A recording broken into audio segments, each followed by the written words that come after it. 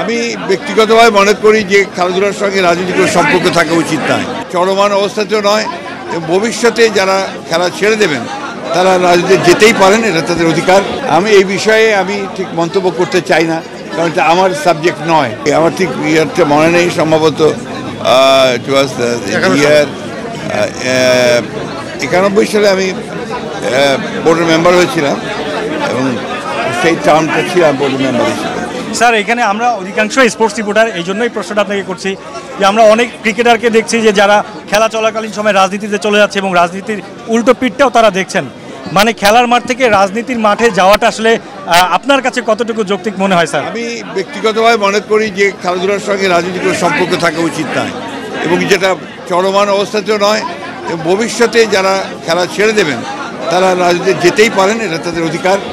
তবে এটা ব্যক্তিগত ব্যাপার আমি মনে করি, এবং এই অধিকার মানুষের সকলেরই থাকা উচিত, গণতান্ত্রিক অধিকার। স্যার, এই যে একটা টুর্নামেন্ট হলো স্যার,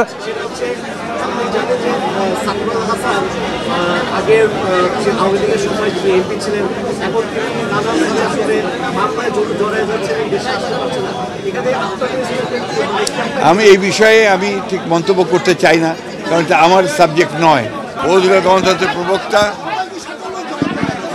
সমৃদ্ধ বাংলাদেশের উপকার শহীদ প্রেসিডেন্ট জিয়াউর রহমান বীর উত্তমের নামে তারা এই টুর্নামেন্ট অনুষ্ঠান করেছে, এবং বাংলাদেশের মানুষ যেমন ক্রিকেটকে ভালোবাসে, একই সঙ্গে মুক্তিযুদ্ধের ঘোষক বীর মুক্তিযোদ্ধা শহীদ জিয়াউর রহমানকেও একইভাবে তারা ভালোবাসে।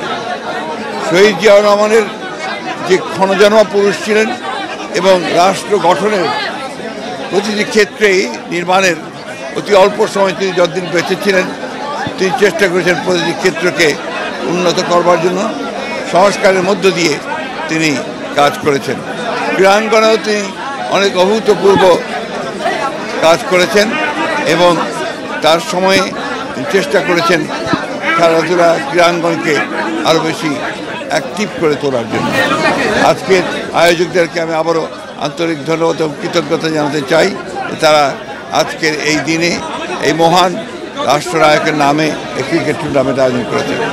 আমি ধন্যবাদ জানাতে চাই সেই সমস্ত দলগুলোকে যারা এখানে অংশগ্রহণ করেছেন, খেলোয়াড়দের যারা অংশ নিয়েছেন, এবং সকলেরই আগামী দিনের শুভেচ্ছা জানাচ্ছি। পিছন দিকে স্যার, পিছন দিকে স্যার।